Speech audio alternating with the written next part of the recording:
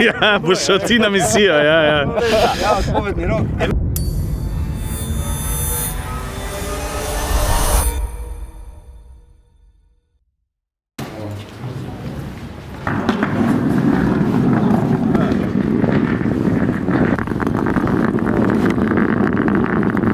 Evo ga, Spartan.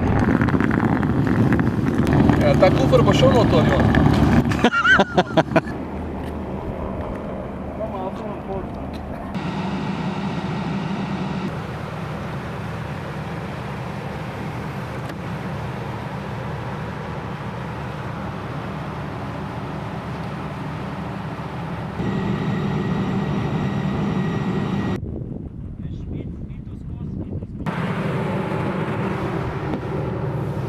O, Madonna.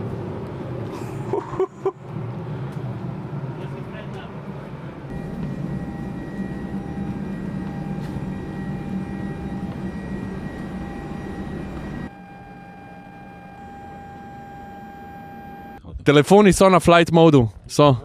Okay. So. Imam občutek, da bom jaz ta trenutek utihnil za ene pol ure podcasta, ker bo moj kolega na desni prevzel vajeti. Kako je resen? Dragi vsi, danes je velik dan. Za nami je Martin Krpan, službeno ime C27J Spartan. Leteči unimog, ampak kar je najlepš, z nami je tudi posadka, ki bo ta naš nov slovenski taktični, transportni, vojaški avion tudi pilotirala. Robi Resnik pilot, Mišo Rakoša, loadmaster in pa Matjaž Jakša, letalski tehnik. Fantje, dober dan, pa čestitam. Dober dan, dobrodošli. Gremo dalje. Najdi vsiljivca. Čakaj, da razložim sam, kaj se dogaja vsem tistim, ki poslušajo, pa ne gledajo tega podcasta. Smo na letališki ploščadi letališča Maribor. V trenutku, ko smo pržgali mikrofone, je pristal še nek avion, čeprav to letališče ni lih Ful frekventno. Zelo frekventno, ja, ampak evo, zdaj so ugasnili motorje in lahko zaštartamo. Fantje, kako pa je slišati, ko se pržgeta te dva Rolls-Royce, ne? Vsak ima več kot 3000 kW. Kakšen je to občutek, Robi? V redu je, glasen je. Na noter predvsem. Kaj pa potisk ročice? Je močen avion? Ja, je kar v redu. Smo stroj kupili? Smo. Brutalen. A lahko jaz uskočim? Dobar dan, Ciril per aparatu. Jaz bi vas pa nekaj najprej prosil. Jure je povedal, kaj počnete. Tako z eno ali pa z dvemi besedami. Meni se pa zdi, da bi bilo zanimivo, če vpišete svoj, bom rekel, seznam del, kaj mogoče konkretno, če začnemo kar pri vas, oziroma pri tebi smo se zmenili, da se bomo tikali. Kakšne so neke osnovne naloge pilota, seveda poleg letenja in loadmasterja in tako naprej. To nas zanima, pa mikrofon pa kar blizu kustam, prosim. Ja, a čist generalno pilota... Ja, v primeru tega letala pa teh zadolžitev, ki vas mogoče še čakajo, no? Aha, ja, pač to letalo je nasplošno, pač je nova stvar, nova pridobitev, tako da trenutno smo precej zaposleni še deloma z usposabljanjem, ki nas še čaka, deloma pa sploh z vzpostavitvijo celega sistema, suporta, ki bo tu zraven mogel delovati, preden začne biti avion v operativni uporabi. Tako da je trenutno precej birokracije, letenje pa še pride tudi v prihodnjih dneh, upam, da bomo začeli in tako naprej. Ja. Ampak na simulatorju ste pa predvidevali že kar naleteli, ne? Mi smo bili na simulatorju, pa loadmasteri smo praktično od lanskega aprila naprej smo v konstantnem usposabljanju, tako da simulator smo dali čez na 2 različnih lokacijah. Tudi leteli smo z našim avionom pod nadzorom tovarniških inštruktorjev, tako da nekaj smo že dali čez, ja. Ko smo prišli na letališče v Maribor, smo videli tudi več posadk italijanske vojske. Zdaj sodelujete z njimi pri usposabljanju za letalo? Ja, se pravi, oni so prišli ta teden, imamo trenutno 2 pilota inštruktorja, pa 3 loadmaster inštruktorje. Oni bojo zdaj pomagali pri našem nadaljnjem usposabljanju. tu bojo 3 mesece približno. Imamo nek program določen, so pa to vojaški piloti, zato ker je bil tudi letalo bilo kupljeno na podlagi vladi sporazuma, tako da mi smo zelo veseli, no, da so piloti italijanske vojske tu. Ja. A gremo naprej na Mišota? Živijo. Ja, Slovenska vojska je s tem letalom pridobila tudi pač nov poklic loadmastera, katerega mi bomo poskušali uvesti v operativno uporabo kot loadmastera samega po sebi.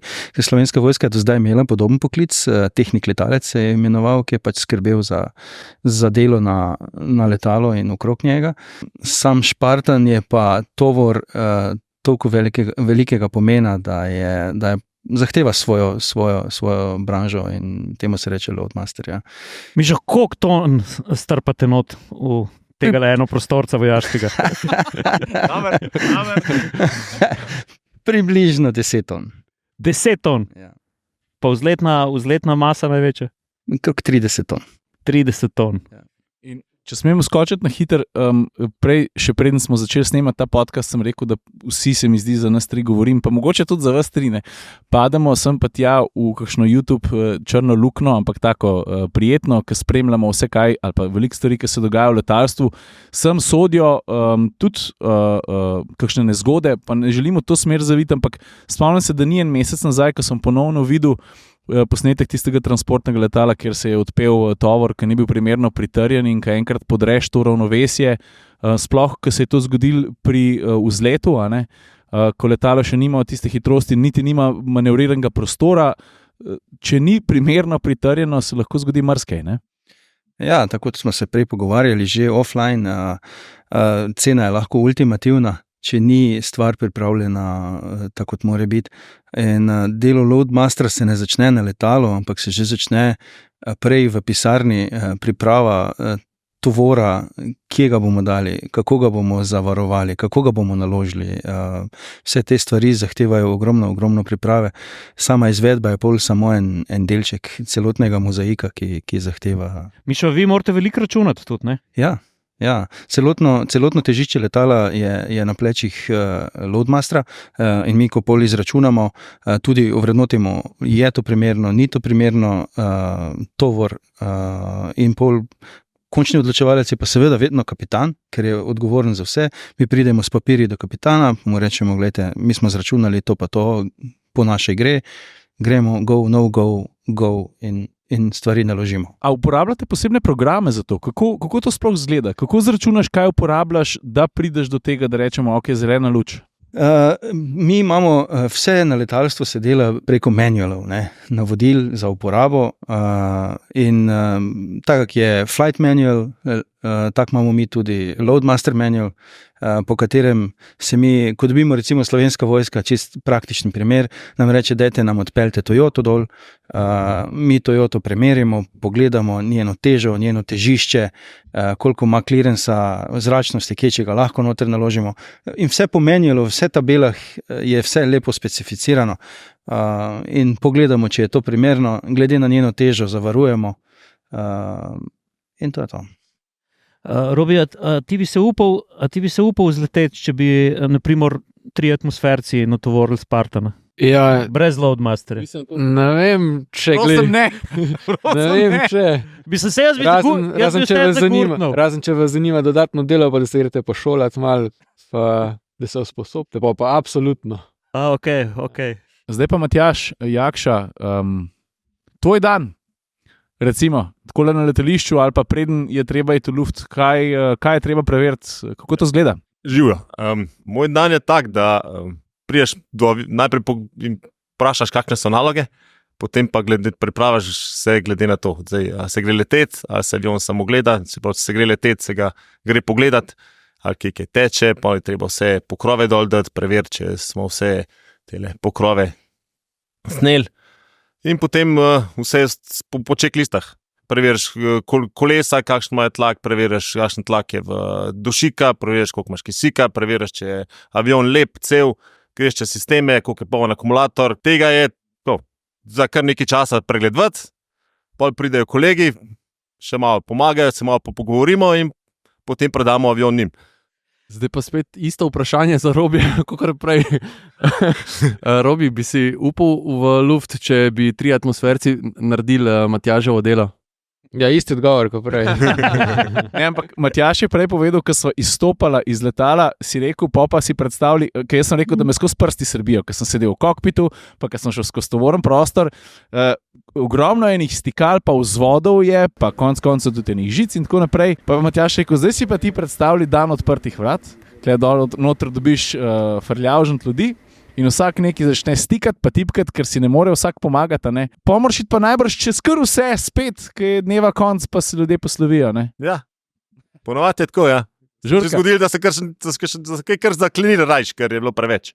Ampak vse ljudem se predstavimo skoraj vse, kar je možno. Ja. Lahko se dotakne, lahko se usedejo, ampak če gre tak daj v avion, komu ne šlatite nič. No. Ne, razen kar vam dovolimo, ker stvari niso poceni. No. Pa če kaj pozabimo, mi tudi je drago pol, ta pozabljivost je kar zanimiva, pa potegne včasih tudi veliko dni popravljanja. Aha, okay. Robi, ampak v bistvu ti brez Miše pa Matjaža ne moreš operirati. Ne, absolutno ne. Pa ne samo brez njih, ne zdaj sta one dva tu, ampak treba je vedeti, da stvar je precej kompleksna, pa nova v našem sistemu, pa se še sami malo lovimo v glavnem, to je potreben celoten support, potem imamo še letališke delavce, letališke službe, ljudje, ko nalagajo, razlagajo tovor, ko pomagajo, support dispečerje, načrtovalske službe in tako naprej, tega je res velika. Dajmo samo malo razložiti, zakaj smo danes v Mariboru, oziroma ta avion bo imel dom v Cerkljah, ne? Ja. Baza je predvidena v Cerkljah, ampak trenutno se popravlja oziroma vzdržuje vzletno pristajalna steza, zato smo trenutno nastanjeni v času del v Cerkljah, smo nastanjeni tukaj v Mariboru in bomo to usposabljanje, ki ga še rabimo, bomo ga izvedli iz Maribora. No. Prvi dotik tal je bil vseeno v Cerkljah, ne? Je tako. Ste bili zraven, kako ste to doživeli? Ne, mi nismo bili zraven. Niste bili zraven? Ne. To je kompletno italijanska posadka pripeljala in nam predala letalo tukaj, kot ga zdaj vidite. Aha, ok. Bila sta 2 leta v Slovenijo in pol še iz Cerkelj sem v Maribor je tudi italijanska posadka to upravila. Smo gledali na Flight Riderju, kje je, pa spremstvo, pa da pride, pa smo pred hangarjem stali, pa čekali, pa to je bilo to. V tistem prvem delu smo bili po moje isti, smo ga vsi spremljali na poti domov. A si hotel ti? Ja, jaz sem hotel Robija vprašati. Robi, ko boste posadka, ki bo operativno prevzela letalo, ki bodo za vami vsa ta šolanja na letne ure, vse to, a boš lahko enkrat za Slovenijo naredil sooček, tako kot so italijanski piloti naredili nad Cerkljami? Ja, to pa ni vprašanje za mene. Če bo misija tako zahtevala, rečemo. Če bo ukazano, ja. Ne, to načeloma so pač stvar, ki jo izvajajo res sam par ljudi, sam par pilotov, tovarniških pilotov. Ja. Nas pa v vsakem primeru čaka zdaj naslednjih 5 let šolan, verjetno usposabljan, do usposabljan tega je zelo velika, ker zdaj smo, če na hiter povem, zdaj se trenutno šolamo za neko osnovno usposobljenost, to letalo, ima pa pol na koncev veliko večje zmogljivosti, ker je taktično transportno letalo, lahko pristaja, vzleta iz neurejenih površin in tako naprej. Ampak preden mi do tja pridemo, bo par let verjetno potekalo. Bo pa to letalo seveda polno operativno tudi, mislim, ne bomo se slepili, ne? Vidimo, kaj se v svetu dogaja in vojaško letalo mora biti usposobljeno tudi za vojaško posredovanja. Ko boste zaključili ta proces, boste polno operativni tudi, če bo treba, mislim, tudi, če se zgodi v najslabšem primeru vojna. Ja, zato je bilo to letalo kupljeno, ja. Da je to Slovenska vojska pač se je odločila, da rabi transportno letalo oziroma letalo s transportnimi zmogljivosti, ki bo na koncu sposobno delovati tudi v teh najtežjih razmerah. Ja. In naprimer za delovanje v najtežjih razmerah pride še dodatna oprema tega letala? Ja, drži, ja, trenutno še letalo ni čisto opremljeno z vso opremo, ki bi jo za to potrebovali. Je pa že v načrtu, v prihodnjih letih verjetno se bo zgodil več nadgradenj. In upamo, da bomo na koncu dobili vse, kar pač za to potrebujemo. Ja. A pa, naprimer, ko se piloti pa posadka usposabljate tudi na simulatorju in podobnih stvareh. Vemo, da v civilnem letalstvu pač fantom prežigajo gumbe, se zgodi nevihta, se zgodi toča. A imate vi na simulatorju tudi, naprimer, pri letu Kabul, ko se zabliska iz leve strani? Ja, to je pač razlika med vojaškim in civilnim letalstvom. Mi pač treniramo vse, kar trenirajo na simulatorjih civilni piloti, plus še ta taktični vojaški del pride zraven. Ja? V naprednih fazah, v končnih fazah usposabljen, tudi na simulatorju. Ja? Evo, Ciril se vrača nazaj, pa sem jaz v bistvu kar hotel njegovo vprašanje postaviti, ker mi gremo vedno v podcastu, se vrnemo malo nazaj. Ne? Zdaj pri tem letalu ne moramo iti toliko nazaj, ker je čisto novo, ne? Ampak vi imate pa kar nekaj naletenih ur. Pa bi jaz kar, Robi, začel pri tebi. No? Kakšna je tvoja letalska zgodovina? Kako si ti začel? Jaz sem se kot po standardu zaposlil v Slovenski vojski. To je moja prva zaposlitev. Bil sem štipendist, potem se zaposlil v Slovenski vojski, opravil za to potrebna usposabljanja. Potem sem pa začel leteti v letalski šoli na zlinih, se pravi enomotornih propelerskih letalih, pa potem kasneje na Pilatusu PC-9. Potem sem bil poslan na Madžarsko, kjer sem bil 4 leta pilot na C-17. Ko sem se vrnil, sem postal v Sloveniji kapitan na Falconu. To tudi še zdaj deloma upravljam. Evo, zdaj smo pa tu, pred to novo makino. Ampak jaz imam informacijo, da tudi na velikem C-17 Globemasterju, Boeingu, 4-motornem jetu, ko v zrak spravi 80 ton tovora, tam si bil tudi kapetan. Ja, isto, ja. Drži. Kako pa je to Godzilla v zrak spraviti? Avion je avion na koncu. Ne mi tako skromno, ker sigurno je nekaj pri tistem avionu, ki je zelo posebno. Ja, zelo modern je drugače. To je precej drugačen konstrukcijsko, pa tako, ker je pameten precej. In marsikdo si predstavlja, če je avion velik, da ga je, težko upravljati, da je težek. Pač C-17 je bil narejen tako, da temu ni tako, zato ker ima fly-by-wire, se pravi, računalniki naredijo, kar je potrebno narediti čudež. Tako da je super avion, ja. Bil, vse ta je tudi, ne. Sej do njega pridemo, ampak jaz imam še eno vprašanje tudi za C-17, ker pač vsak dan ne sedim s pilotom, ki je pilotiral C-17.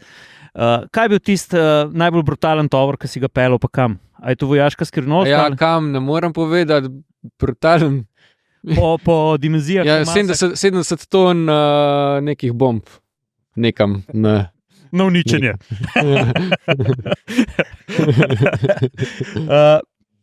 Gremo lahko naprej? Ne, zdaj me je ta podatek mi je zbrisal v glavi. Ok, grem jaz naprej z Mišotom. Mišo, kako pa tvoja pot od letalskega tehnika do loadmasterja? Ja, jaz sem se v Slovenski vojski zaposlil leta 2000 pod enim čudnim naključju in sem začel takoj delati v 15. brigadi takrat še. In ko začel kot tehnik na PC-9, pol me je pa pot peljala do tehnika letalca v letalski transportni oddelek, kjer sem začel delati kot tehnik letalec na turboletu in se tam kalil, če lahko rečem, na turboletu, kar mi je seveda zdaj pomagalo pri tranziciji na loadmastera na Spartanu.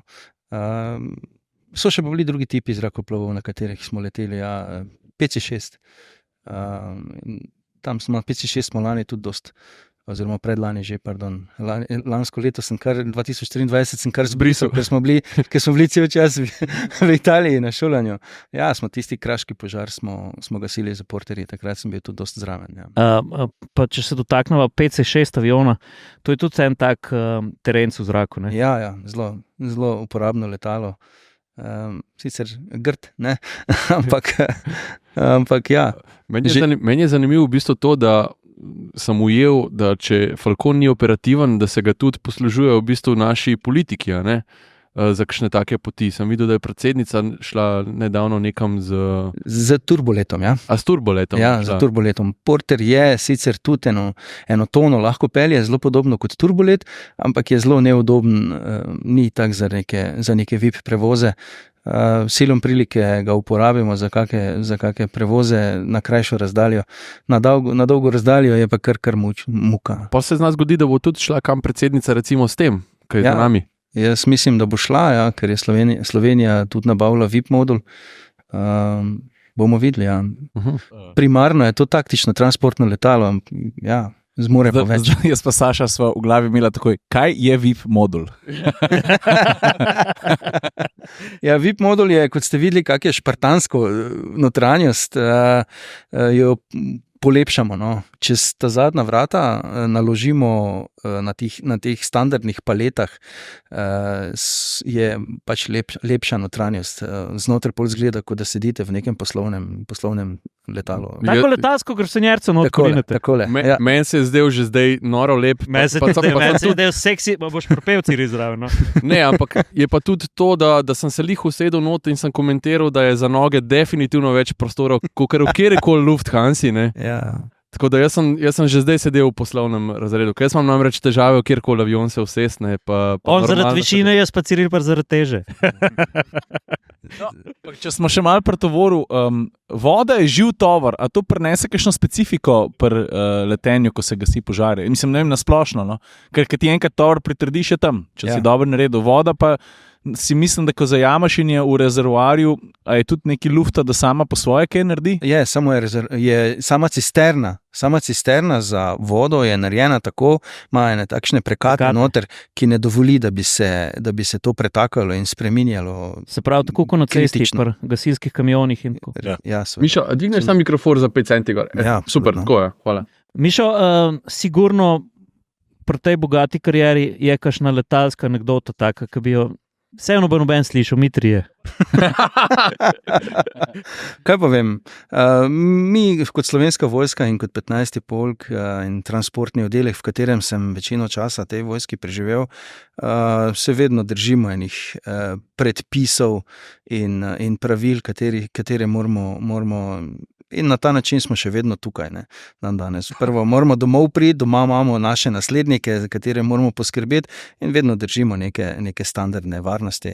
Ampak imate pa sigurno v 15. letalskem polku, sploh avionisti, sigurno najljubši manever, kje počešete nizko. Pa ja, seveda, vsi radi nizko letimo, takrat se občuti ena hitrost.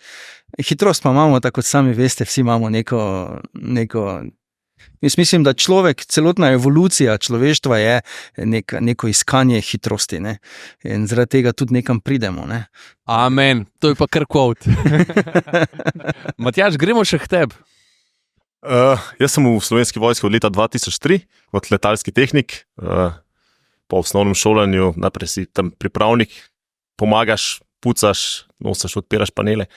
Ko greš na šolanje v Adrio, za Adrio tehniko, pač končaš tisto šolanje in potem se začne tvoje dejansko usposabljanje na avionih. In to traja približno od 3 do 5 let, se pravi 2003, pa pol šolanje, pa smo tam na 2008, 2009, dobiš licenco in potem začneš delati samostojno na Pilatosih PC9, Pilatos PC6 z Lini. In zdaj na koncu se je po 20 letih zgodilo, da smo še na Špartanu. Ampak zdaj ste vsi začeli pri nekem šolanju. Jaz bi šel še toliko nazaj, ker me zanima vaša fascinacija nad letenjem sploh, kot otroci. Top Gun. Okay. To smo vsi zapečeni. Okay, Pri meni se je to končalo, ker je okulist rekel, Matjaž, pilot pa ne boš. Ne? Tako da gremo poiskati službe, ki so na letališču, pa da si zraven, ampak da nisi pilot. No. Ok, gremo nazaj. Mišo, kaj pa ti? Jaz sem pa zgor zrasel na travniku v Moškancih, ker sem nedaleč tukaj doma in je bilo najbližje meni letališče kot Ptujčano, je bilo Aeroklub Ptuj Moškanci in jaz sem tam kot mladič sem zrasel na tistem travniku in bil tam jadralni pilot in pol so pa me, je bilo samo še posledica, ko enkrat občutiš nebo, gledaš nebo in vidiš samo tisto in pa pač neka okoliščine življenjske, ki so me pripeljale v Slovensko vojsko, da lahko delam letalstvo. To je to. Robi? Ja, jaz imam zelo podobno zgodbo kot Mišo. No? Jaz sem daleč preden sem se zaposlil, začel leteti kot, mislim, 17-letnik v Aeroklubu Celje. Ista zgodba, jadralno letenje, pol tekmovanje, pa Mišo sva tekmovala, tudi v določenem cajtu en proti drugem. Tudi jaz sem po duši, sem bolj tak travniški pilot. No. Okay. To je zanimiv podatek, zaradi tega, ker s tem je tudi lahko pristaneš na travniku, če je dobro poteptan. Pravijo, da ja. Zanimivo. Jaz sem spet v YouTube črno luknjo. Ne, ker sem pa včeraj videl en klip, ki sem ga prvič, ker vam YouTube dobro prečesan. Ne? Da v Nemčiji obstaja neko letalo, ki je razstavljeno tako kot tisto tole zadaj in je, da so ga.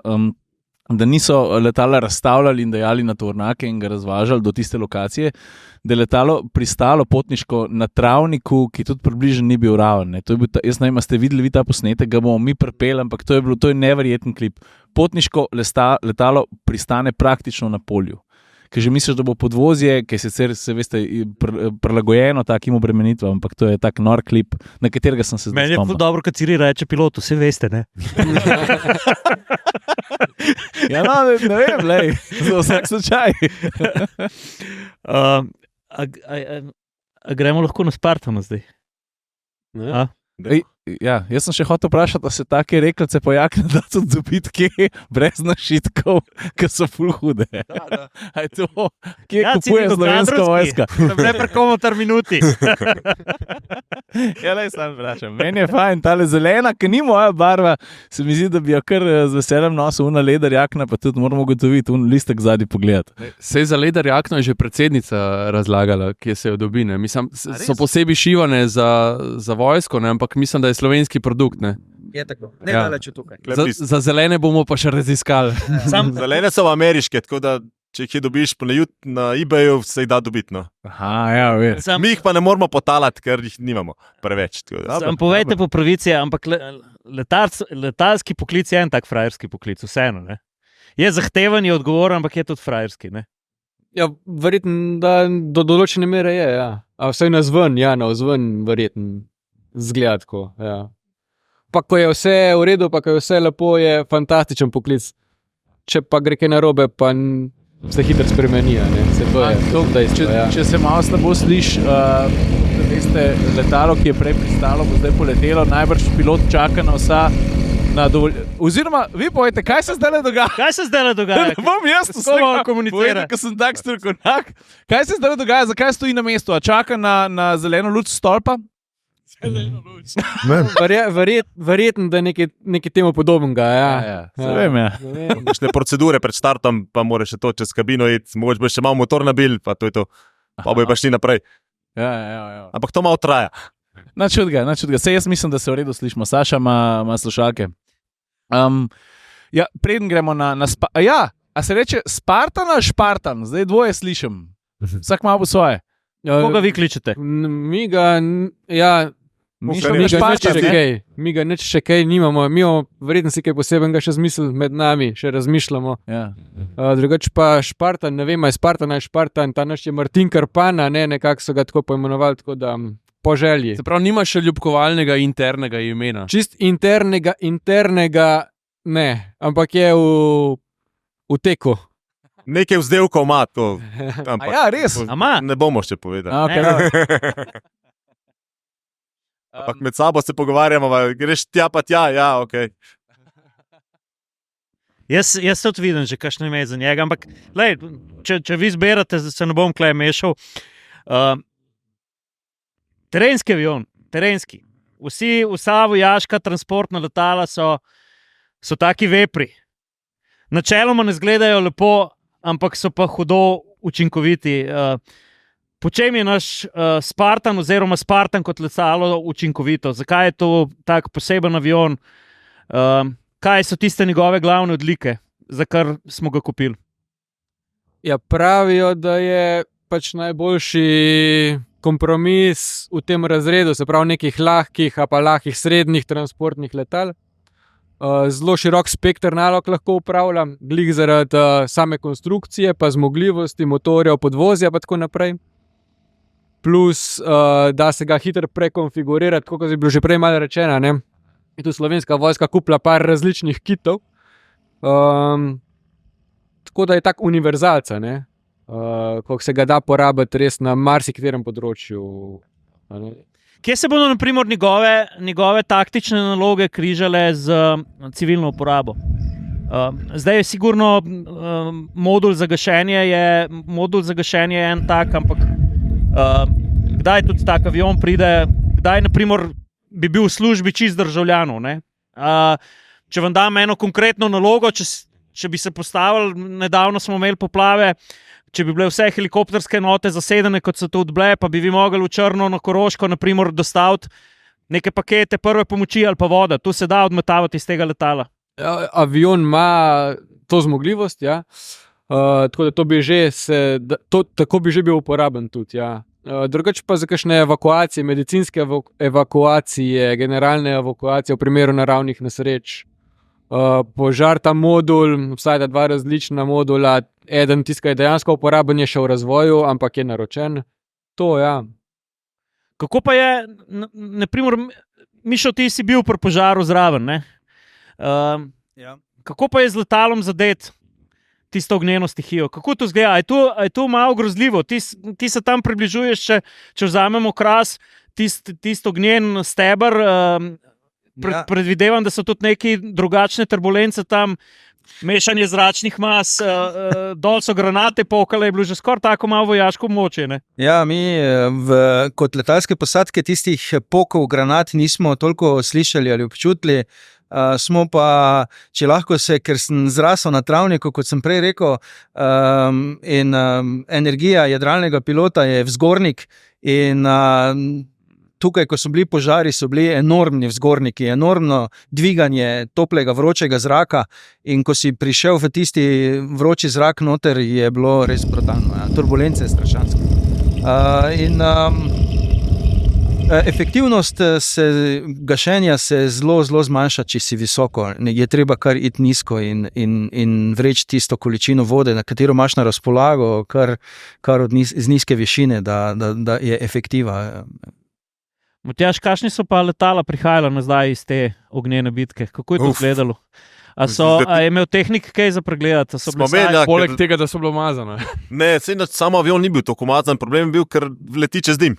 In se ta dim pa vstaje, pa to se je nabiral v motorju in pa je treba motor vsak dan čistiti. In dokler pa to nismo, ta prvi dan pogruntali, smo je četrt, ne, in pol je bil mogel iti na servis zaradi tega, da so tole odpravili pa spucali kompresorske lopate.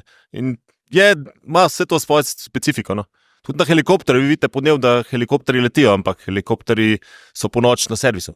Kako že, Robi, danes v tem podcastu ne bomo helikopterjev imeli? Ja, no, sorry, ker sem to v redu rekel. Ampak ne, na požarih se začne s helikopterji. Ne, in ko helikopterjev zmanjka, pridejo, se upravičujem.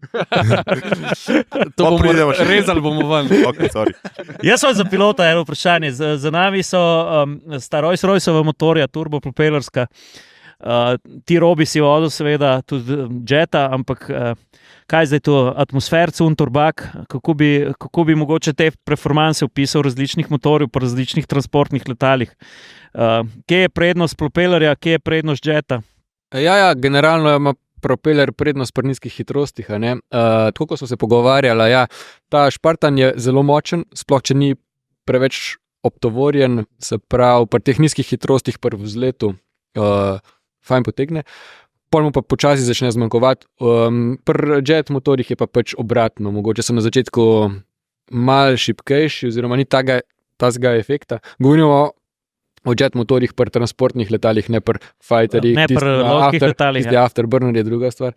Ampak pri jetu pač pa s hitrostjo se načeloma potisk vzdržuje, pa celo povečuje. Ne. A če preslikam to na avto, a je recimo propeler dizel, jet je pa turbobencinar? Ne, to bi lahko na drugačen način si predstavljali, da lahko splošna javnost razume. Propelerc ima moč spodaj, jet pa zgoraj. Je recimo tako, kot če bi imel avtomobil v prvi prestavi, je propelerc, jet pa tako, da bi speljal z tretjo prestavo. Ne. Aha. Na neki taki način. Tudi pri teh manevrih jet dlje časa rabi za neko odzivnost, propeler pa takoj reagira. Seveda, ja.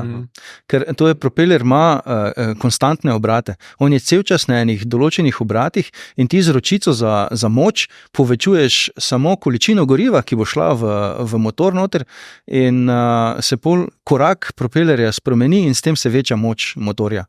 Drugače, obrati so pa cel čas konstantni. Aha, zanimivo. Robi, koliko koliko štarta rab naš Spartan, da krila ustvarjajo dosto vzgona, da se dvigne? A je drugače zelo, zelo malo, ja, par 100 metrov je načeloma na asfaltnih površinah dovolj, tako da je. Ja, to je ta kratek vzlet, pa tudi možnost kratkega pristanka je ena izmed teh kvalitet, ki se pač promovirajo s tem avionom. To je super. Je.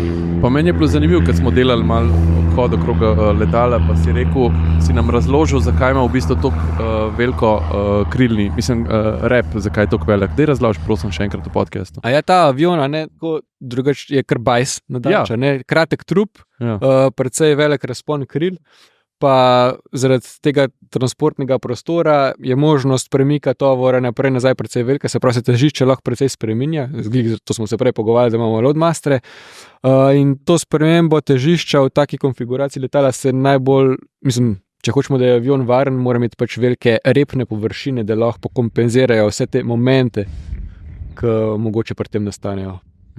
Kaj pa, naprimer, glede na to, da smo se prej pogovarjali, nizko letenje tudi ali pa pristanki na zahtevnih površinah, ta avion mora biti sposoben tudi v vzgonu zdržati pri precej nizkih hitrostih. Ne vem, si predstavljam, da verjetno nima toliko nizke hitrosti leta kot nek gasilski Canadair, ampak verjetno, koliko je najnižja hitrost, ki avion še ustvarja dovolj vzgona?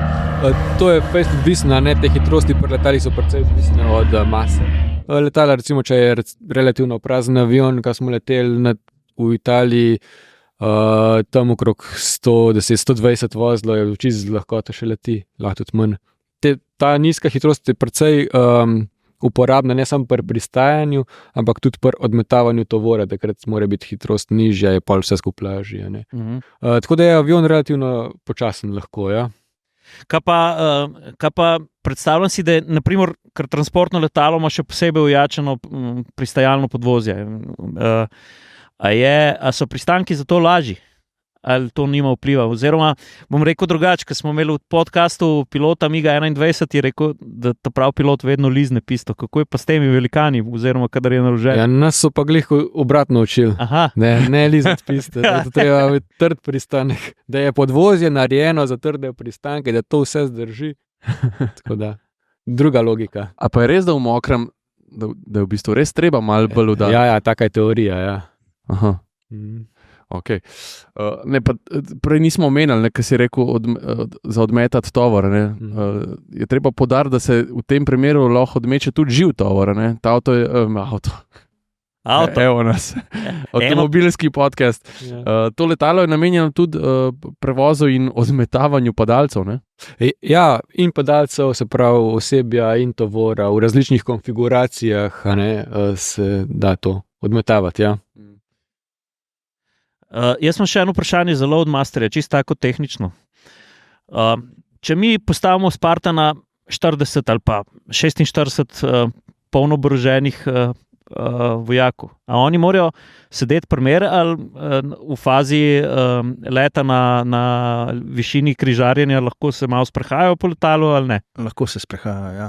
V različnih fazah letah so različne zahteve in pri poletanju morajo biti sedeti in pripet, glih zaradi tega, ker motorji so res brutalni in na pospeševanju na vzletni pisti bi vsi odleteli v rep, če ne bi bili pripeti in bi se lahko poškodovali. Pri poletanju, pri pristajanju ali pa pri turbulencah sedimo, ko pa je vse normalno, ko smo na nekej višini, na lepem vremenu, pa se lahko tudi sprehajamo. Ja. A se Spartan zna kaj braniti? Ali kaj takega? Kako ga bomo, če se slučajno zakomplicira vsa ta svetovna dogajanja, nažalost, zdaj, ker gledamo ta poročila, jaz nisem najbolj, bom rekel, optimist, ampak kako bomo Spartana ohranili nad oblaki dolgo? Naprimer, da greste na misijo, pa da vas nekaj preseneti, pa se izstalo odpre ogenj. A imamo kaj za obrance? Ja, načeloma avion je narejen za take razmere, tako kot smo rekli, tako da zdizajniran, skonstruiran je bil tako in to obvezno mora biti zmogljivost, če je avion poslan na kakšno tako misijo. Ja. A lahko do Trumpa odpremo pa 50 kaliber odzad na rampi stoji? Kaj tacga se da narediti? To treba kakšen film, YouTube še pogledati, pa naštudirati. Ne? Bom jaz pogledal, Bomo pa se Ciril, bom Ciril. pa bom Ciril. pol javil, Jure, prav?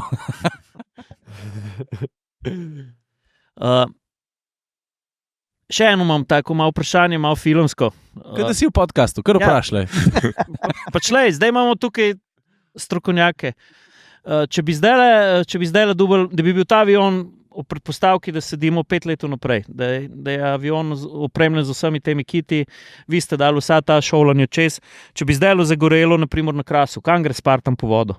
To me je zanimalo, ali se tanka iz cisterne, ker iz jezer ne boste zajemali, ne? Ja, ta Spartan, ne vem, če ste videli, pa če veste, ima dva, kot sem rekel, dva različna sistema gašenja sta. Eden je tako malo bolj primitiven, da imamo neke, recimo temu kartonaste škatle, ki gre kubik vode noter in se te škatle pol preprosto vržejo ven, airdrop, odmetavanje škatel je to z napolnjeno vodo. To je primitiven sistem in to se natanka z gasilskimi vozili s cevmi. Ta drugi sistem je pa malo bolj sofisticiran, je pa tak, da je v bistvu noter pride cisterna, 7-8 kubikov vode gre v cisterno na paletah. Isto je treba napolniti s cevmi, z zunanjim virom, plus še pod pritisk je treba spraviti in pomata cisterna iztok vode čez ena vrata, šobo. Pritiskom ali na pod pritiskom, ja, tako da gre precej hitro, mislim, v sekundi, dve gre tista voda ven. dejansko deluje pol kot vodni top, ne? Nekaj v tem smislu, ja. To že obstaja na drugih tipih podobnih letal. Za tega Spartana je pa zdaj se razvija, certificira, ampak bo verjetno v parih letih bomo to prejeli, pa da se treba še šolati. No, ampak glede na to, da imamo tehnika pa loadmasterja, po mojem, tudi te kartonske škatle so lahko kar natančne, ali ne? Ja, bomo videli. Bomo videli. A tu bo kakšen mokri trening, se bo to dalo kje videti? Absolutno, vabljenje. Zapišti, Boste obveščeni. Ne, jaz ne bom stal sred piste in mene ne boste spet splahnili, tako da jaz sem jo že dovolj. Ne bi ga. Ja, vaja dela mojstra, ne? Ne. Ja, ampak Robi, kako pa natančno pa lahko pripeleš ti nad požar ta avion? Dejansko, če mi vzamemo zdaj, ne vem, eno točko, da imamo žarišče požara 100x150 metrov. Kako?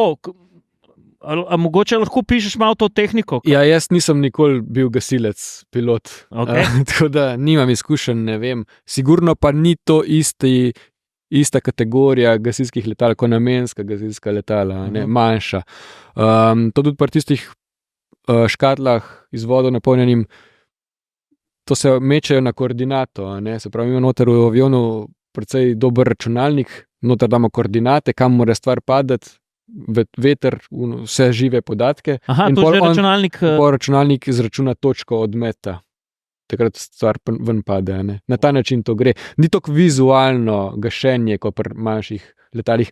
Za tisti drugi sistem pa nisem prepričan, kaj je še res v razvoju, se ne ve, kaj dosti. No, sem pol v bistvu ni tako primitiven, ker je kar natančen odmet vseeno. Mogoče odmet je natančen, zdaj pa stvar izvedbe je pa verjetno to, pa učinkovitost je verjetno precej odvisna od raznih faktorjev. Ja.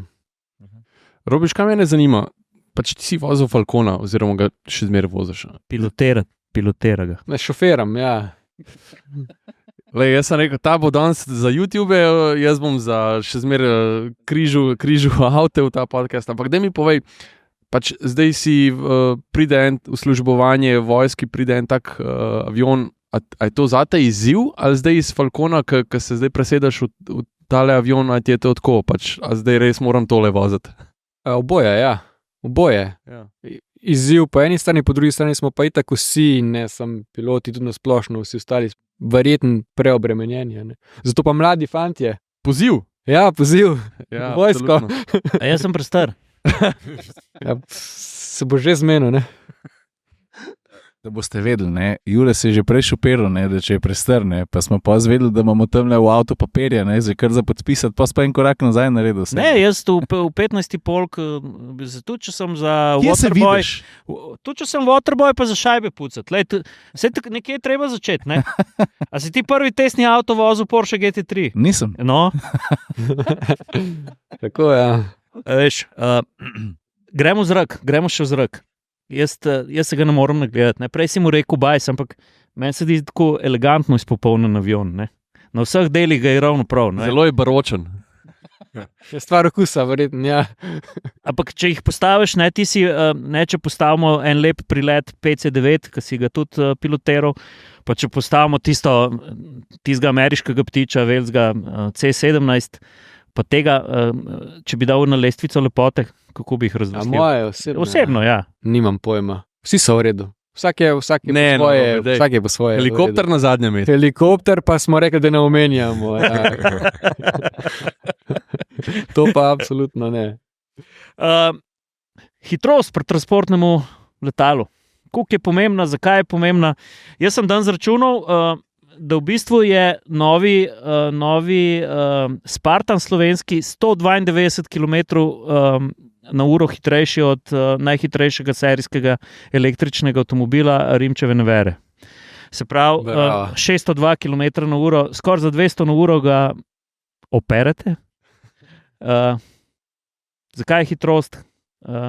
Ali tudi polno naložen lahko tako hitro leti? Ja. To je verjetno ta podatek, ki si ga ti videl, je verjetno ponavadi to podatek polno naloženega letala na potovalni višini. Hitrost je važna, seveda. Hitreje pridemo na določeno točko, več dela lahko v istem dnevu opravimo. Ne samo hitrost, tudi višina je važna. To letalo, kljub temu, da je propelersko, lahko gre relativno visoko nad vreme, a pa tam nekje, da se lažje se izogiba vremenu, kot niže dol. To so vse zelo pomembni faktorji. Ja. Kaj pa doseg? Doseg je pa sploh zelo odvisen od mase. Če je prazen avion, ima doseg, mislim, da tam okrog 5500 km, če je do konca napolnjen z gorivom pa s tovorom, pa ne vem, 1500-2000 km. Na pamet govorim zdaj, se zelo spreminja. No. Ja. To je tudi malo več kot Rimac Nevera, Jure? Ja, predvsem pa, da si bodo ljudje predstavljali, kako visoko lahko leti ta naš Spartan, verjetno polno naložen tudi doseže to najvišjo višino, ali ne? Ne čist, ampak še zmeraj gre lahko tam nekje do 25,000 čevljev, če si to preračunate v metre. To je neka srednja višina, ne? Še zmeraj je to veliko nižji od recimo Falcona ali pa od potniških letal, zato tiste letala imajo jet motorje, mi imamo propelerje. Ampak še zmeraj pa to veliko boljš, kar ostale letala, ki jih imamo trenutno propelersko, slovenski vojski. Ampak če bi na primer dal noter enega Toyota Land Cruiser, ki je tudi v vrstah slovenske vojske, jaz mislim, da 296 metrov nad vrhom Everesta bi še vedno letel, ne? Ja, bilo zaprovat, ne vem. Ja. Bomo pa drugič. Ko gasno. Drugič. Pejmo naprej. Udobje. Mišo ima udobje. Udobje posadke. Ja, 3 sedeži so zelo udobni, ne? Spredaj pilotski, kopilotski, pa tisti jump seat, kot mu mi rečemo, tisti so le oblazinjeni, vsi, oni so pa od zadaj so pa bolj špartanski. Kaj mislite, oziroma ne, kaj mislite? Kaj je ena stvar znotraj tega letala, mogoče v kokpitu, ki vam je najbolj všeč? Je ergonomska stvar v kokpitu okrog teh 3 najbolj udobnih sedežev, ki bi rekli, tule so pa res dobro naredili? Jaz mislim, pa tudi, ker sem loadmaster, je preglednost kabine, no. Je zelo lepo postavljeno, ne. Robi? Moje mnenje, pa ne vem, to zelena barva je noter v kokpitu, to je v redu, bolj vojaško zelena barva. A ja, lahko je tudi, avion lahko leti tudi, oziroma lahko se ga uporablja tudi z NVG, s tistimi nočno gledi, posebna osvetlitev obstaja, ne, ki to omogoča, tak zelen kokpit je pol, to je kar v redu, tudi kar vojaško zgleda. Ja, vojaško seksi. Je pa treba tudi paziti, a je pilot tisti, ki lahko naredi napako, najbrž ne. Če ti letiš, moraš vsem spoštovati neka pravila, pa ne izvesti oziroma narediti nekaj, kar bi pomenili preobremenitev za določene dele, ne? A to velja? Ja, absolutno. A se to zgodi hitro? Hočem reči, Zelo hitro. ker grem jaz na YouTube, ne, in gledam tale kanal Mentor Pilot, ne, ker on ima čez vse živo, ne, pa tudi stvari, ki grejo narobe, da včasih tudi orientacija se zgubi, pa pol hitro narediš 2-3 stvari, ki pripeljejo letalo na rob zmogljivosti, pa mogoče, mislim, to je hitro lahko tudi usodna napaka, ne. Ja. A ste kdaj bili, mislim, vem, da poudarjate varnost in vse tako, ne, ampak v celotni letalski karieri vas treh, a se je kdaj zgodil moment, ko ste mogoče pa zaslutili, da je pa bilo blizu trenutka, ko bi šlo lahko dosti stvari narobe? Mogoče niti ne po lastni krivdi, ampak da se zgodi moment, ko si rekel, ok, danes sem pa prišel domov, pa mogoče celo bi se lahko zgodil, da ne bi. Ja, občasno sam jaz osebno, da je bilo prav kritično. Ne? So pa dostakrat situacije take, ko ne gre vse po planu, ko postaja težko, pa slabo vse skupaj, pa res je po takrat treba stvar ustaviti pa rešiti. Ne? Se pa človek pa zamisli, pa če to takrat ne bi naredili, kaj bi lahko šlo narobe, to te misli seveda so. Ne? Gre pa zelo hitro lahko, ja. Fejst narobe stvar. Zato pa tudi vse to usposabljanje je res, kljub temu, da smo vojska, da je nivo varnostni sigurno v določenih primerih nižji kot v civilnem letalstvu, ker pač moramo delati v vojaških razmerah, še vedno so vse procedure narejene za varnost. Loadmasteri, mi, vsi tehniki, ki šraufajo na tleh, se tega zavedajo, da je rezultat tak, ko je na koncu.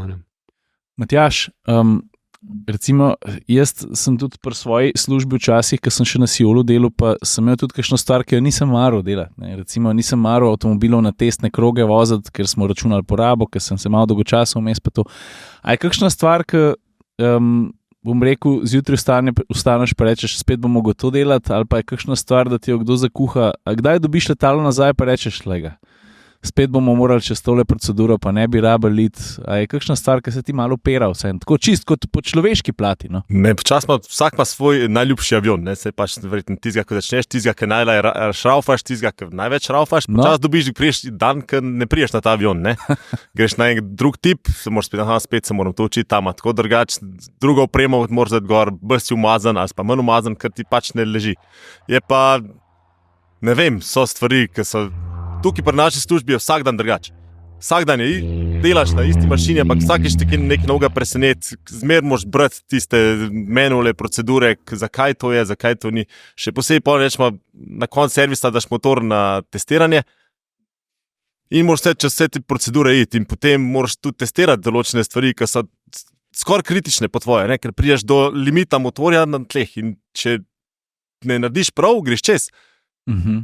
Ampak dajmo to, zato moramo se vse tiste priprave, pa vse to moraš izvesti, da se to ne zgodi. No. So pa zanimive stvari dogajajo. No. Aha, no, ok, vidiš to. Je, eno zelo pomembno užilje vsakega aviona je seveda hidravlična napeljava. Koliko ta trpi, koliko je to bulletproof narejeno, Matjaž? Ker če hidravlika odpove, tudi če motor normalno dela, pilot, ročka... Ja, pa klele... Tudi tale ima veliko tudi ročnih komand, je kar fizično spravo, preko vzvodov, preko kablov, preko palc je tudi na temu spravo. Osnovne krmilne površine so vodene preko vzvodov ali pa preko žic, tudi na temu. Pomožni sistemi so pa tudi na hidravliko. Je pa tako, da če odpove hidravlika, lahko pristaneš tudi načeloma bi se dal. Se da. Če se pa zelo odpove, pa imamo še druge sisteme. Ta avion je dejansko fly-by-wire.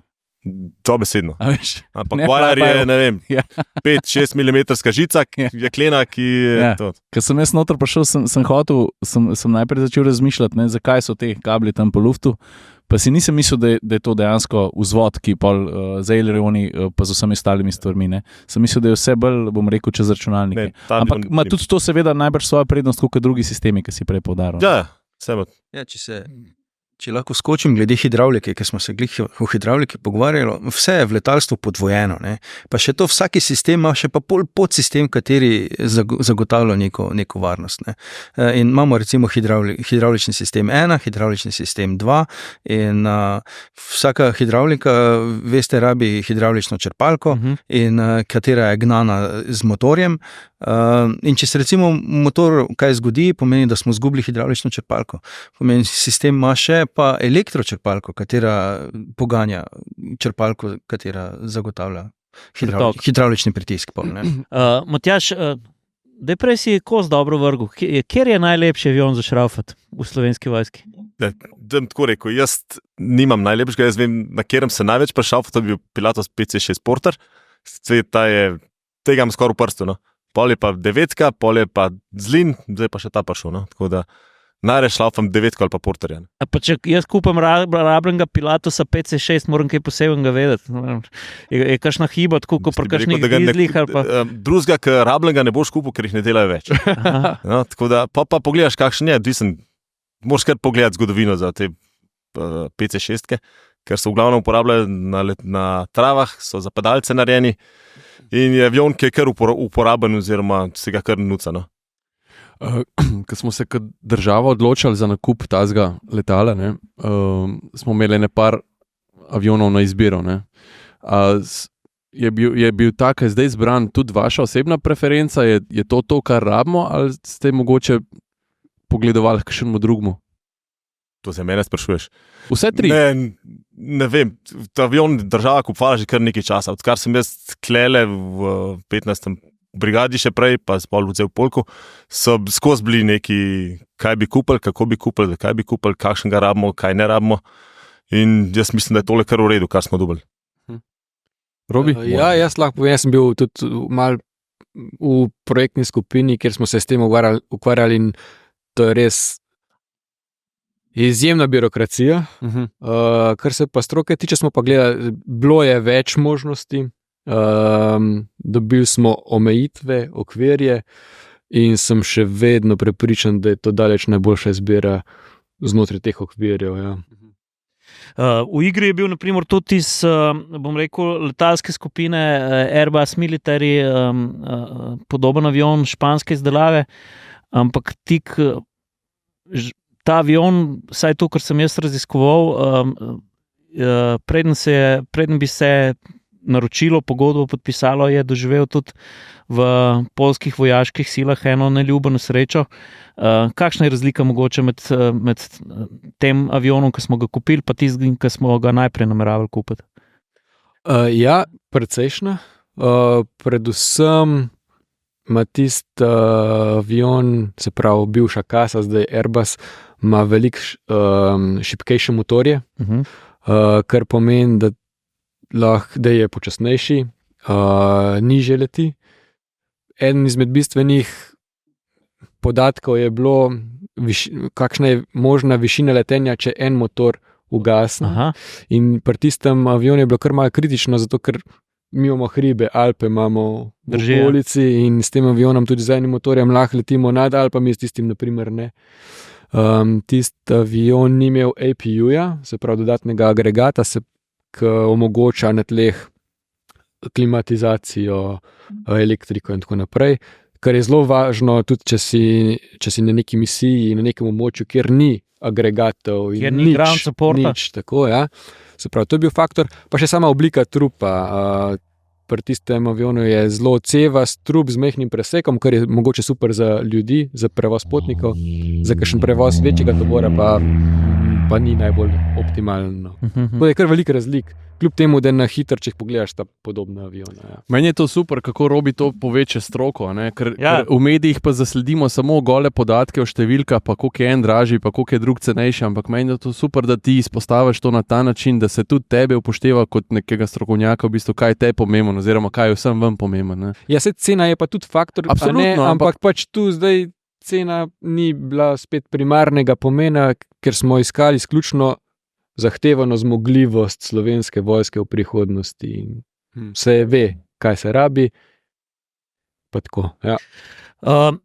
Pejmo še malo na tehniko. V bistvu letalo, ki ga tako pogledaš, bo kakšen rekel, se smo tu kupili spet nekaj majhnega, pa v resnici. Halo?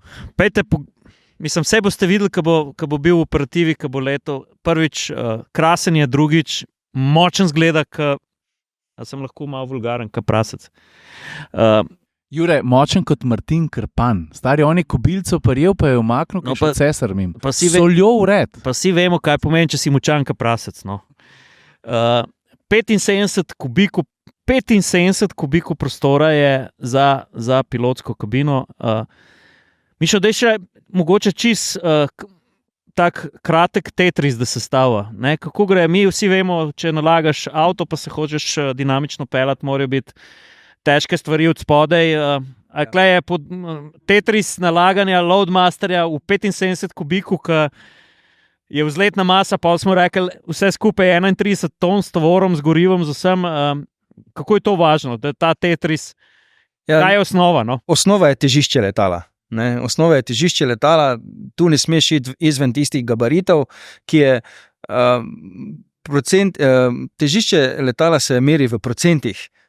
In mi variramo tam med 28 in 33% mejna aerodynamical korda. To je povprečna globina krila. In mi moramo biti, ko planiramo nalogo z našim predvidenim tovorom, splaniramo tako, da smo v teh procentih noter. In to je tisto in po višini, in levo, desno, in po dolžini. Ampak tako v osnovi pa, če si prav predstavlja, mora biti najtežji del, najtežji tovor, ki ga naložite v to letalo, čim bolj med krili, ali ne? Ne, odvisno. Mi imamo noter prostora za 3 letalske palete. In mi razporedimo tovor tako, izključno tako, da je težišče letala v teh procentih, ki sem ga prej omenil. To procenti tega letala so pa nekje pri krilu. Ja. Zdaj, če je tovor težek, damo tovor na postopek, recimo, gremo na Toyoto. Damo Toyoto noter, jo damo od zadaj, pa vidimo, imamo težišče preveč od zadaj. Pomeni, izračunamo za novo pozicijo, pa vidimo, zdaj smo pa v teh dovoljenih variacij procentov in ga postavimo recimo 5 metrov naprej ali pa 3 metre naprej. A pa to se vse peš računa ali obstajajo neki inštrumenti za to? Načeloma, mi smo se zdaj, ko smo bili v fazi šolanja, smo vse to peš računali. Obstaja pa ena Excel datoteka, na katero namečeš noter podatke, kaj imaš, kam bi dal, in ti on zračuna težišče, če je v gabaritih ali ni v gabaritih. Ja. Tak en preprosti programček Excelov je. Drugače pa so vse tabele v manualih in se vse postopek moraš vedeti tudi na pamet. Ker če slučajno nimaš pri roki računalnika ali karkoli, moraš vreči na list papira in zračunati. Ne. A pa Matjaž, ti prideš pa zagurtnaš? Ne, Mišo to zagurtna vse. Moj del se konča, ko mi pregledamo avion, pa ko je avion pripravljen za letenje, se naše delo konča, pa pol oni prevzamejo, oziroma že prej gledajo, ampak glavno imajo oni tovor in tovor morajo pritrditi. Oni pa tudi pogledajo pol avion, da je tako, mora biti. Robi, kaj pa sama aviatika tega, oziroma letenje s tem Spartanom? Kaj te je pri Spartanu mogoče najbolj pozitivno presenetilo, ko si prvič letel z njim? A je tu mogoče nadpoprečna ukretnost, a je tu hitro vzpenjanje, ne vem, mogoče natančnost, ki ga povlečeš v vink ali kaj takega? Kaj je tisto, kar te kot pilota navdušuje pri tem avionu?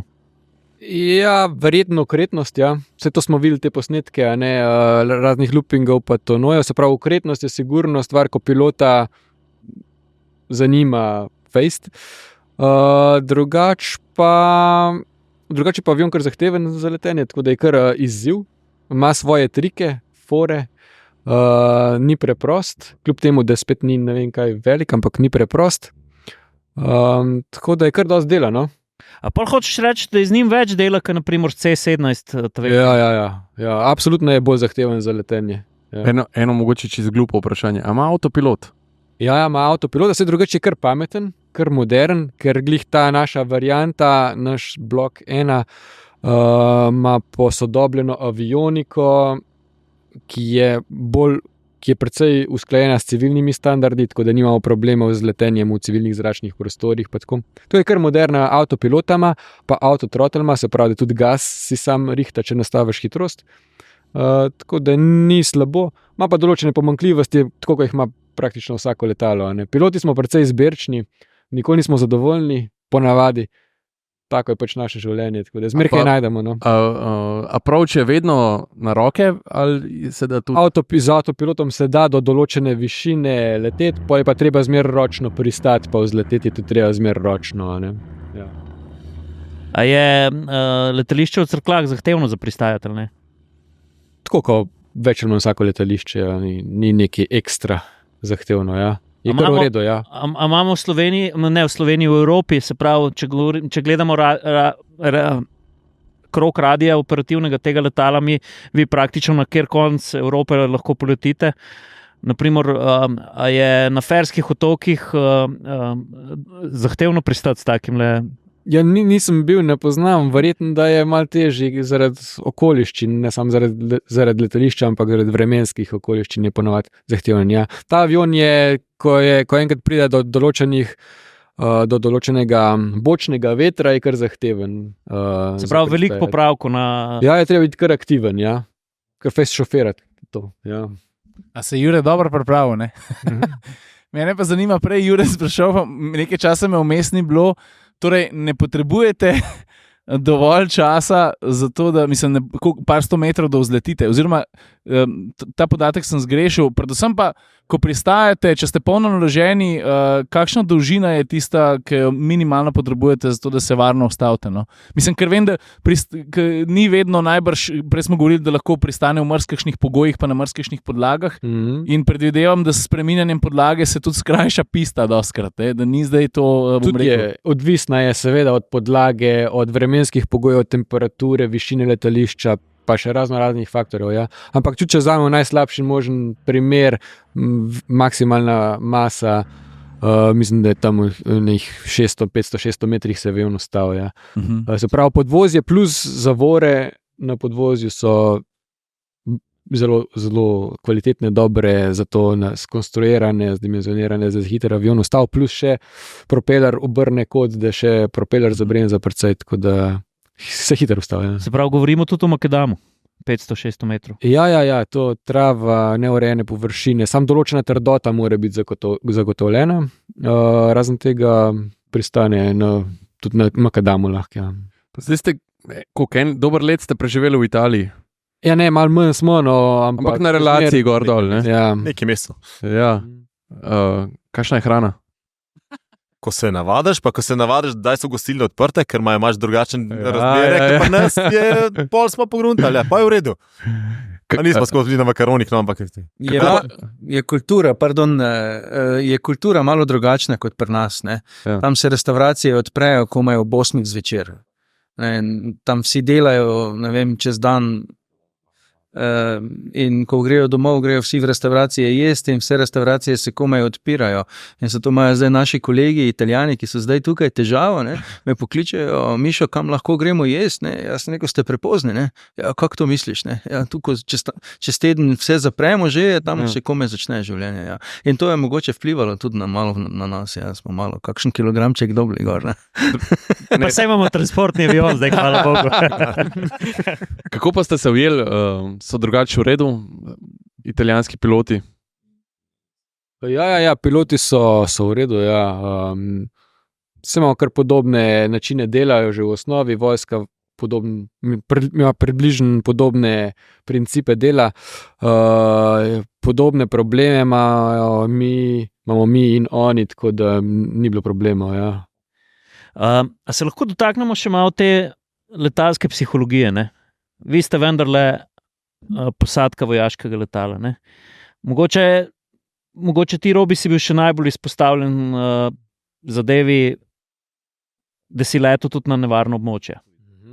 Kako je sprejeto to dejstvo, da pač si v službi vojaškega letalstva in da moraš iti tudi tja, kjer svinc sreča tkivo, če zelo tehnično to povem, si imel kdaj težave, ko si letel, ne vem, C-17, verjetno si kdaj letel v Afganistan ali kaj podobnega, si kdaj razmišljal o tem, kaj se dogaja na tleh, pa kaj te tam čaka? Ja, jaz sem takrat v tistem obdobju veliko letel na ta območja, ja. Pa sej v osnovi vemo, kje smo se zaposlili, pa kaj je naše delo, pa tako. In ni pa lahko seveda, ko človek vidi določene stvari, a pa občuti določene stvari, pa ko potem pride domov, kjer ima pač družino, pa ko začneš to razmišljati, pač ni najbolj prijetno, ja. To je pač del službe, recimo temu tako, ne. Pa imamo še eno zelo pomembno vprašanje, ki je doskrat tudi gostilniška debata, ker se veste, ko se začnejo stvari okrog državnih nakupov, doskrat to rata politični problem, ne problem stroke. A je Slovenija res premajhna za 1, 2, 3, 5 vojaških lovcev? A je prevelika za helikopterje? Zdaj si ga pa samo eno robi. Ne, to je brez veze. To so brez nepomembne debate. Ja, vsi vemo, kaj ena suverena država rabi, kar se vojske tiče, kaj je ta prva stvar, ko jo vsaka država rabi, kar se vojaškega letalstva tiče. In so te debate težke za poslušati za nas, no. Verjamem, za nas Gradiš pa vse, na en no. letalski miting, pa vidiš, da na območju letališča s polnim gasom obračajo, ko zmešani in problem je rešen, saj za mene, ker sem bil že tam 100-krat. To mi je všeč, ker, a veste, kaj je moja primarna skrb kot državljana te naše krasne Republike Slovenije, ne? Jaz vam fantom zaupam, zakaj? Zato, ker smo rojaki, ker vidim na Robijevi letalski jakni grb Slovenske vojske, pa zastavo moje države. Jaz nisem prepričan, z vsem dolžnim spoštovanjem in spoštovanjem zavezništva, da je en madžarski pilot ali pa švicarski pilot ali pa švedski pilot lahko do moje domovine tako dedicated, kot ste vi trije. Zaradi tega bi si želel mogoče, da dobimo tudi kakšen afterburner motor. To je po moje prva stvar, ki jo mi vsi podpišemo tu. Ampak pač vemo pa, kdo to lahko reši. Ja. Pa dajmo še malo sanjati, če bi zdaj kupili, kaj bi ti predlagal? Ne, jaz ne vem, jaz sem neč predlagal, to Mišo je bolj mojster na teh Okay, pa lahko, Mišo res pozna. Mišo pa enega kolega, kopilota našega, sam ga ni zdaj tu, on bi bil res dober naslov. Tom Cat fan, drugač. Največji Tomcat fan, po moje. F-14, to stare. Ja, na vsej v Evropi, če ne širše. Pač ni ga zdaj tu, no, drugič. Pa Mišo, evo. Pa se je F-14 ni tako star avion spet, ne? Letijo ne več. Te veš, da je šel v luft, Ne vem, stari. no. Več kot 50 let Še tam še v Iranu, ne? Ja, še Američani so jih upokojili, ker imajo skoraj neomejena sredstva finančna, tako da, ampak je tudi tam politika. No, Mišo, Mišo, pa kaj zdaj? Mišo, Kaj bi bilo? Če moramo reaktivca zbrati, kaj bi zbrali? Jaz mislim, da bi bil F-16 super. Aha, sploh. Najlepši avion vseh časov. To pa ni res, to se pa mi da Je. začela kregati. No, Ne. daj nehaj. Kjer pa je zate? No, meni so pa ruski lovci precej všeč. No? Mislim, po samem videzu 27, recimo. Suhoj 27 ali pa Suhoj 35 Ja. sta zelo lepa. Meni je to krasno letalo. Ma kakšno tubo, Jure, daj nehaj. Daj, no, En je zaradi nosa predvsem. No, ja, predvsem, če gledamo samo videz silhueto in kako je videti med letom, so ti meni suhoji, so mi krasni. Bogu, No, da pa si tudi- šofer, da nisi pilot. No, ampak F-16 verjetno, ker je manjše prilagodljivo, pa ne. Tako, enomotorec je relativno enostavno vzdrževanje. Ja, ampak sej industrija ponuja več možnosti. Imamo v Evropi tudi nekaj lovcev, ki so čudoviti, od Eurofightera do Saba Gripna. Ja. Na ameriški strani imamo pač F-16. Zdaj prihaja notri F-35, ki na neki način nadomešča takrat tistega F-16, ker je bila mišljenost F-16, ko se je začela uvajati v uporabo, da je to pač taki univerzalni lovec in ga ima tudi ogromno evropskih držav, ga je zaradi tega implementiralo in posledično zdaj na isti modus operandi zdaj implementirajo F-35. Ne. Samo, jaz mislim, ne vem, če smo mi trenutno za kakšen lovca zadnje generacije ali kaj takšnega. Bomo verjetno zadovoljni z čem malo starejšim, ker je recimo Slovaška je zdaj kupila F-16, ta zadnje bloke. Romunija je naročila F-16. Tako da zgodba ni pozabljena z F-16. Mislim, da je zelo univerzalna uporaba. Ne smemo pa pozabiti tudi kakšnih korejska letalska vojaška industrija se tudi prebuja z nekimi svojimi variantami in tudi ni zanemariti. Ne? Pa zdaj Ste... Še nekaj. Za vse to, če kupaš, rabaš še ljudi zraven. In pilote, in tehnike, in vse. In se bomo mogli zelo potruditi, da bomo, če dobimo kaj, dobili tudi kader za to, ker kader za to ni to. Končaš šolo, pa si ti, greš na en tečaj, pa si ti mehanik. Ampak ravno fascinacija nad temi stroji spodbudi ljudi, da se začnejo zanimati za te poklice. In tole, kar imamo zdaj za nami, je eden od teh primerov. Če pa pridemo nekoč nekdaj do reaktivca, je pa absolutno še toliko večji trigger, da se ljudje začnejo zanimati za ta poklic. Rob je prej izpostavil, da absolutno premankuje kadra, ampak en tak avion nareš marsikateri problem. Jaz imam v telefonu eno sliko, ki je nastala v eni poletni nevihti na frankfurtskem letališču, ki je že kazalo, da bomo mogli prespati, pa so domači piloti Adria Airways rekli, ne, v teh razmerah mi lahko letimo in smo šli na pot. In meni je tisti dan pomenil zelo veliko, ker sem prišel nazaj domov na eno obletnico in so me slovenski piloti pripeljali in doskrat si odprem to sliko. Ne. In jaz glih iz tega trenutka, ko pogledam nazaj tega Špartana, pa piše gor Republika Slovenija, pa Martin Krpan, mi je res toplo pri srcu. Ker ne vem, kako se je to lahko zgodilo, da je Slovenija ostala prizemljena v civilnem letalstvu. Ne bomo, ni naš podcast, politični podcast, ampak sem izredno vesel, fantje, da ste dobili ta avion in da boste z njim leteli slovenski piloti, pa da je vojaški letalo, ki bo služilo tudi v civilne namene, pa letalo slovenske vojske ne moreš dati v neke sklade, ki bi ga zafurali. Tako da to me zelo veseli. Ker smo mi postavili vprašanje, si ti izpostavil Jureja, imamo zdaj mi prostor tle za tega lovca. To je tako, ker mi kdaj objavimo kakšen test športnika ali pa super športnika, in potem se spodaj komentarje, kje pa to v Sloveniji vozil. Pa si jaz mislim pa, dobro ljudje, a vi veste, koliko imamo mi krasnih cest za avtomobile, ki so zelo zmogljivi, in tako se mi zdi, da ste tudi vi odreagirali v smislu, pa seveda, da je tudi naš prostor primeren za to, da bi imeli neko reaktivno vojaško letalo. Se to sploh ni vprašanje. Mogoče še v kontekst, da tole spravimo. Naprimer se zgodi, Bog ne daje, ampak Slovenija potresno območje, naprimer, da bi bilo treba evakuirati veliko število ranjenih. A imam pravi podatek, Mišo, 36 nosil gre v ta avion, ne? Je tako, ja. Imaš pravi podatek. Si naredil domačo nalogo. Jure ob 3 vstal. Še sreča, da je, ker mi dva s Cirilom, ti imaš danes YouTube čez, jaz pa neke avte upeljujemo. Pomeni z ene vojaške bolnice na potresnem območju, če treba evakuirati 36 težko ranjenih ljudi, državljanov, vojakov, kogarkoli, jih vi odpeljete v bolnico. Ne? Tako. Mi noter postavimo, tovorni prostor je zelo modularen. Ste videli, zdaj smo pač v konfiguraciji potniški, če lahko tako rečem. Ampak to vse gre ven in se noter zmontirajo nosila in 36 nosil plus oskrbovalno osebje in mi smo to sposobni pripeljati na vsak način. Jure je prej začel eno anekdoto, pa jo bom jaz nadaljeval, oziroma je podobna. Tudi jaz sem enkrat letel z Adrio, pa je bilo noro okrog Brnika, je bila neke novihte, so bile grozno vreme in smo bili mi v bistvu edino letalo, ki je takrat pristalo. Vsi okrog nas, neki Air France, Lufthansa so skenslali in so šli, mislim, da v Trsta, in smo pristali po moje tudi zaradi tega, ker je domače znanje pilota oziroma mu je znano okolje in vsi pogoji, ki so bili zraven. Ampak hočem reči to, se je pilot na koncu postavil pred vrata, ker smo hodili dol z avionom. In sem bil jaz edini, ki je prišel od njega, pa sem rekel, svaka čast, tako. Pa se mi je zdel, da se mu je fajn zdel.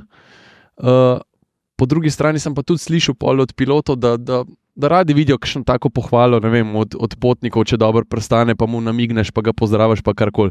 Robi, ti nimaš prav veliko potnikov od zadaj, recimo, zdaj boš večinoma tovor pelil, ali pa tudi včasih vojake.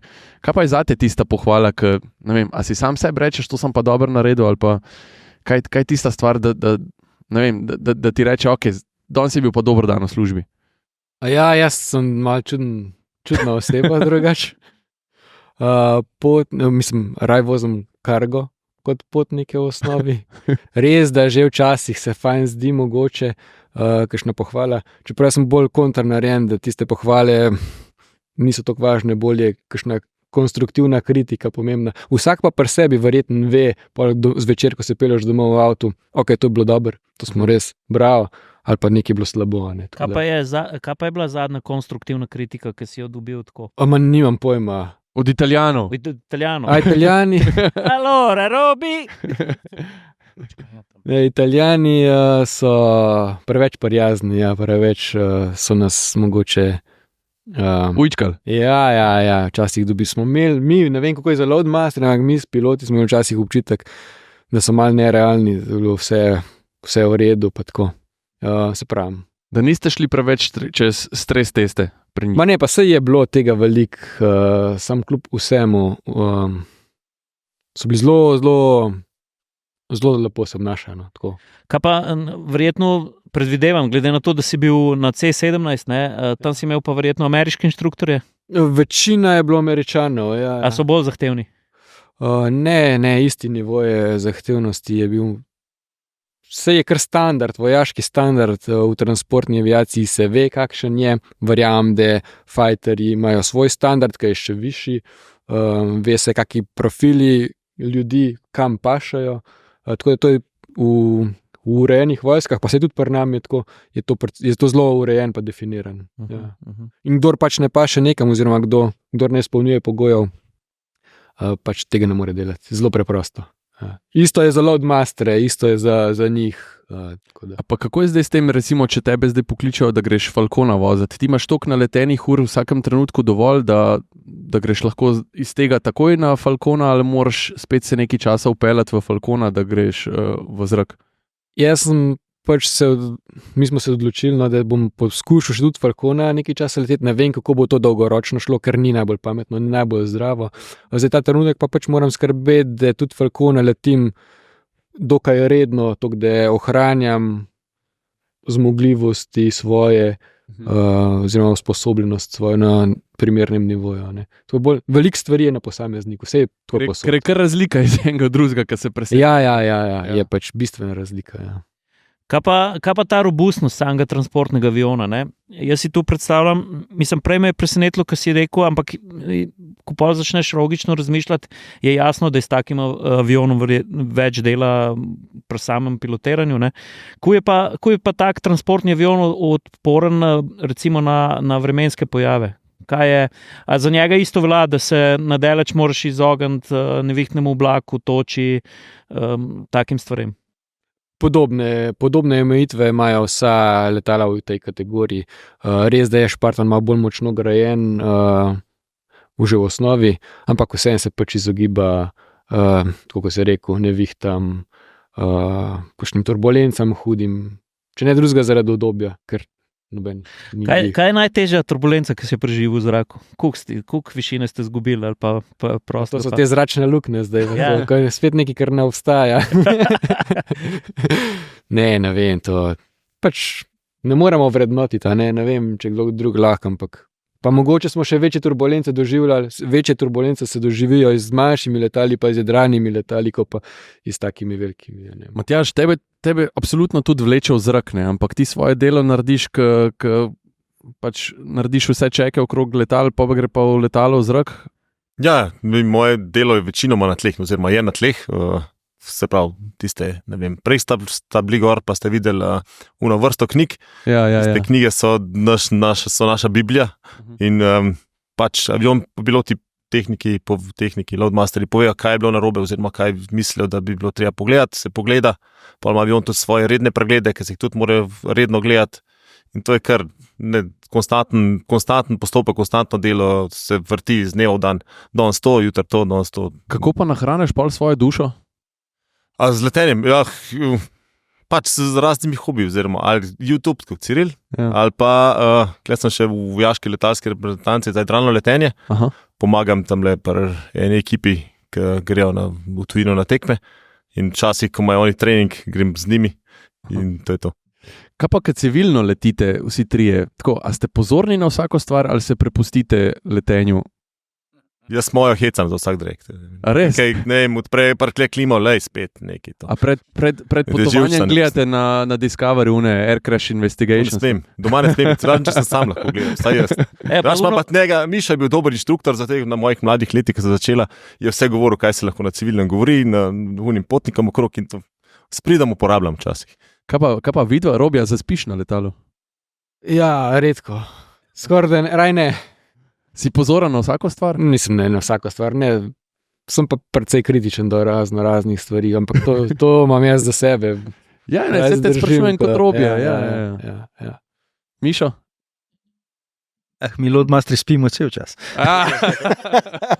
Kaj grejo kufri na letalo, Ne. zaspiš? Ne, hecam se, ampak ne. Mi smo že, to je konfekcija, če lahko tako rečem, smo navajeni, ne? Ker se recimo nekomu, ki ne dost leti, se mu vsaka stvar zdi, ne, so nam neke stvari že čisto normalne, tako da, ja. Veš na 320 Airbusu, ko začne delati. Flapi. Ja. Flapi. Ja. Ja. Vse vidiš, te krilo pa vidiš. Je pa kaj, a to niso namazali, ali kaj? Zakaj tako Ne. ropota? Ovce sliš. Ne, to je en sistem, mi smo bili sicer, ko smo se izobraževali za letalskega tehnika, smo v bistvu naredili v civilstvu v Adriji tehniki, smo naredili tiste tečaje potrebne, da smo dobili licence za vzdrževanje letal in smo takrat šli čez Airbusa celotnega. Ja.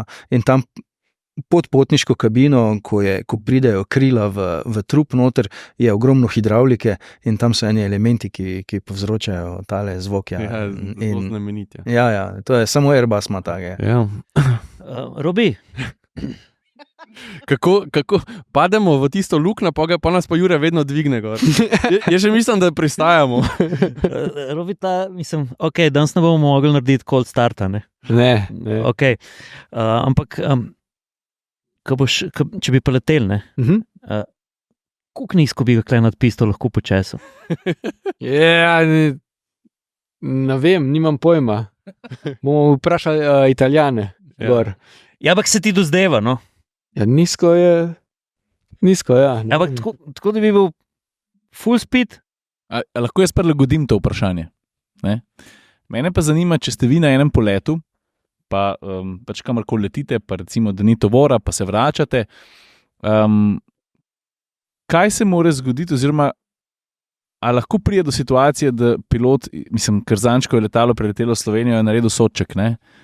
A je to manever, ki je absolutno, mislim, a se to lahko kdaj zgodi tako, mislim, a lahko ne zgodi, a lahko to, vem, da znaš to narediti, ne, ampak a je to v kakršnem koli pogoju dovoljeno, razen takrat, ko pač, pa ne govorim, da se moraš izmikati nečemu, ali pa seveda takrat ne narediš barrel roll, ampak a se to sme, no, tako? Ja, moje mnenje je, ta kultura pilotska se je v zadnjih desetletjih fejst spremenila, pač iz vidika varnosti na boljša. Ne. Včasih je bilo veliko tega individualnega Dokazovanja. Bravo. Tudi danes verjetno še je, ampak veliko manj. No. Ker se nasplošno zavedamo, da pač stvar ni dovoljena, je dovoljena, sam res po zelo strogimi pogoji, da dobiš posebej odobritev šolanja, usposabljanja, odobritev za izvajanje tega, za kakšno demonstracijo, ampak generalno pa vem, kaj misliš, ker tako, da ti je dolg čas pa lej to, a ne. Tega je v tej profesionalni aviaciji absolutno zelo malo. Sam, ti si vojaški pilot, ti moraš, pa bomo klero še en mit razbili ali pa gostilniško debato, denar zapravljajo, ne zapravljate denar, vi morate biti naleteni, vi morate poznati vse ključne manevre v letalstvu, morate biti vojaški piloti, drugače tega ne znam povedati. Te bom drugače vprašal, če moraš službeno počesati, mi dva letiva na misijo, pristajava na vojaškem letališču, ground staff zataji in tik preden bi ga na tla spustil, mortar granata raztrga pisto pred tabo. Kaj narediš? Gat. Nimam pojma. Gat pa. Odvisno, ja, kaj se še dostalo dogaja. Ja, to je pa odločitev, ki mora biti sprejeta iz strani posadke. Kapitan je pač odgovoren, sprejeta včasih v sekundi. A je prava, je napačna, se pol vidi. Stvar instinkta, stvar vsega. Ni odgovora pravilnega, ne? Opcije je veliko, ponavadi se slabo konča po statistiki. To je to. Ampak imamo pa močne motorje, ne? Motorje so, ja. Ej, gremo počasi na pristajalno proceduro. Na approach. Ja, approach. Povejte mi, vsak od vas, kjer je vaš najljubši avion? Miša je prvi mikrofon. V službi, tukaj. Ne, nasploh tako. Pa, jaz mislim, da trenutno Špartan. Jaz mislim, da vsi, ki smo bili dodeljeni na Špartana, smo se kar vsi zaljubili v njega. No. To je sicer moje osebno mnenje, lahko tu, ampak ko gledam kolege okoli, smo vsi kar navdušeni nad Špartanom. Kjer je bil pa v mladinski sobi na posterju? Ja, F14. Okay. Matjaž? Mladinska soba je bil F15. Ampak tole je pa tudi zdaj, ta nova ljubezen. Robi? Ne vem, nimam pojma, vse to, kar imamo, je v redu, drugač pa jaz imam eksperimentalno aviacijo, posebno, mi je fejs pri srcu, tako da recimo kakšen en avion, ko se imenuje BD5, pa lahko pogledate, to je avion za mene. BD5? Je pa čist nima veze s tem, ja, čist druga stvar. James Bond. A to je vohunski. Ni, ne, tak mini avion. BD5. BD5. Zdaj pa še... Ja, ker smo vseeno atmosferci, vam moramo postaviti tudi to vprašanje. Ne? Lahko je še s malo izzivom. No, da je. Kjer je pa najljubši helikopter? Ne. Zdaj pa jaz grem. Provokator, to je, lej. Ja, vedno postavimo enako vprašanje vsem gostom na koncu. Kaj je bil vaš prvi avto? Oziroma, kateri je bil vaš prvi avto? No? Fiat Marea. Karavana ali limuzina? Super avto. Opa. Value for money je bil ta avto zelo v redu. No? Ne, ta avto je bil tako. Jaz sem od mame avto vozil, ampak tisti ni bil moj avto. Ti so bili Jugoti, ki smo se tudi ta prve naučili, ampak ta prvo avto, ko sem si ga kupil, je bil Fiat Marea. Limuzina. Ker mi je bila bolj všečka karavanka. No? Pa je bila 1.8. Aha, 1.8. ok. Mašino tudi raznesel, tako da je. A si to povedal Italijanom tem? Ne bom naglas. Se to je drugače tudi Fiat. Ja, kakor se vzame. Lahko je to motor, tako da je drugače. Lahko je pa Ferrari, ne? Ja. Ne, Fiat je. Fiat, ok. Iz Torina je, Jure. A pa gre Ducato noter? Z lahkoto. Aha, Z lahkoto. Povišen? Povišen. Bravo. Mišo prvi avto. 2CV6. A res? Tako. Madonna. Spaček. Pa si vsem malo presenetil. Ok, dobro. To so pa začetki avtomobilskega carvinga, ne? Samo jaz sem se tak zaljubil v tisti avto, ker ko sem dobil prometno, kot šmrkavc, če lahko tako rečem, in je noter v prometni pisalo limuzina kabriolet. Ne? Rekel sem. In drugi avto je bil Diana, tretji avto je bil Visa. Četrti avto je bil Xantija, tako da jaz sem kar zaprisežen Citroenovec. A DS ni bil pa nikoli? Ne, DS pa žal ni bil nikoli. Ja. Kakšno žabo staro bi jaz rad kje najdel, ampak so cene trenutno šle v takem meloru, težko dobiti, v kakšni Srbiji, ampak tudi v Srbiji so dečki že pogruntali, da je to v Evropi hudo cenjeno in že oni se cenijo. Ikona. Ja, tako. Boginja so ji rekli, ne?